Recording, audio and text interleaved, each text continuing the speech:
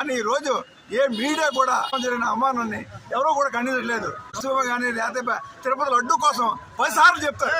తిరుపతి అడ్డు పాడైపోయింది, తిరుపతిలో పురుగులు ఉన్నాయి, తిరుపతిలో ఇదైంది. అంబేద్కర్ అవమానం జరిగితే మీరు ఏమైపోయారు? మీడియా అంతాను కళ్ళు మూసుకున్నారా? ఎవడో కూడా నోరు పుట్టలేదేమి? ఒక మేక చచ్చిపోతే, ఒక గొర్రె చచ్చిపోతే, ఏరు చచ్చిపోతే 10 సార్లు చూపిస్తారే. ఇంత అవమానం పార్లమెంట్ లో బాబాసాహెబ్ అంబేద్కర్ జరిగితే మీ మీడియా అంతా ఏం చేస్తుంది? కళ్ళు మూసుకున్నారా? మాత్రం ఊరుకోం. విషయంలో మేము ఏదైనా సరే సాధించి తీరుతాం. మహమ్మద్ సఫ్రా గారు సుప్రీంకోర్టులో కేసు వేయడం జరిగింది. తప్పనిసరిగా SC/ST కేసు అది జరుగుతుంది. వాడు జైలుకి వెళ్ళడం ఖాయం. గుజరాత్ ప్రభుత్వం ఉన్నప్పుడు, హోంమంత్రిగా ఉన్నప్పుడు నువ్వు జైలుకి వెళ్ళావు. మళ్ళీ ఇప్పుడు కేంద్ర హోంమంత్రిగా నువ్వు జైలుకి వెళ్తున్నావు. తీరుతావు. కాకపోతే నువ్వు ఇప్పటికైనా సరే కళ్ళు తెరిచి చేసిన తప్పును ఒప్పుకొని బాబాసాహెబ్ అంబేద్కర్ కాలు మీద పడేసి క్షమాపణ వేడు, లేదా రాజీనామా చేయి.